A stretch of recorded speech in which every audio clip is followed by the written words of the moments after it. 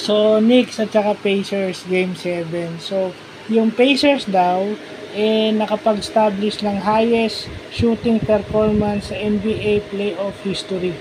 Shooting 73.9%. So, talagang mananalo ka pag ang shooting mo 73%. Mananalo ka talaga. May mga games na gano'n, talagang maganda shooting mo. Kung sa player nga natin, si Junmar Fajardo, ang shooting percentage niya 73% eh. Malaki ang chance ang manalo ang San Miguel kay Junmar pa lang.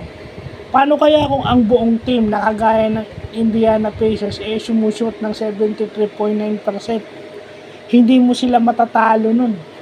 At saka na-injured pa ata, fractured hand itong si Idol Jalen Bronson.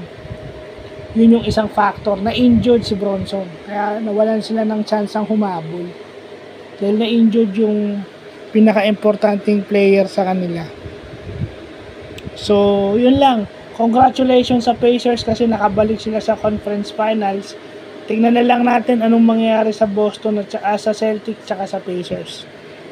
So, yun lang po.